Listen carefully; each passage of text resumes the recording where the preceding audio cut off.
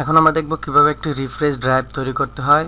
যেমন দেখতে পাচ্ছেন এটা একটি রিফ্রেশ ড্রাইভ, যেটিতে ডবল ক্লিক করলে সম্পূর্ণ কম্পিউটার রিফ্রেশ হয়ে যাবে।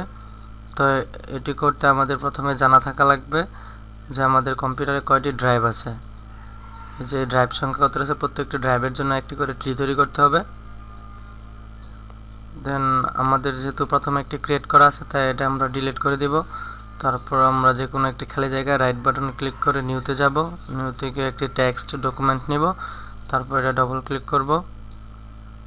এখন ফার্স্টে আমরা লিখব ইকো অফ, তারপর সিডি স্ল্যাশ, তারপর টি, এন্টার দিয়ে নিচে গিয়ে এখানে যেই ওই ড্রাইভগুলো আছে সি ড্রাইভ, বি ড্রাইভ, এর প্রত্যেকটা ড্রাইভের জন্য একটা করে ট্রি তৈরি করতে হবে। তো প্রথমে আছে অ্যাড ড্রাইভ, আমি দিলাম, দিয়ে কোলন দিব, প্রত্যেকটা ড্রাইভের নামের শেষে কোলন দিব, তারপর ট্রি সি ড্রাইভ,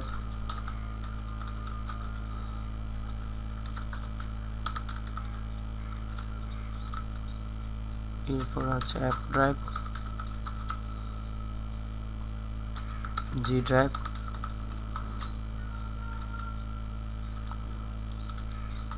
এল ড্রাইভ,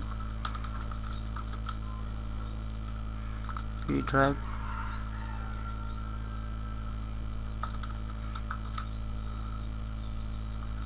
আর ড্রাইভ,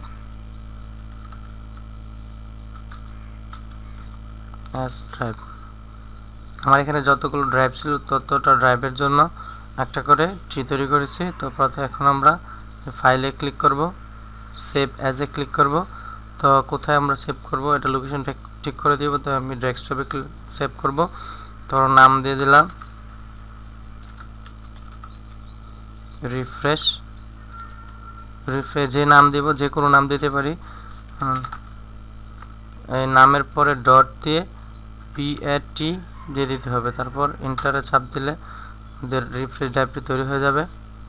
এই যে সুহেল ডট পিএটি আমাদের রিফ্রেশ ড্রাইভটি তৈরি হয়ে গেছে। তো এটাতে আমরা এখন ক্লিক করলে আমাদের ফুল কম্পিউটার অটোমেটিক রিফ্রেশ হয়ে যাবে।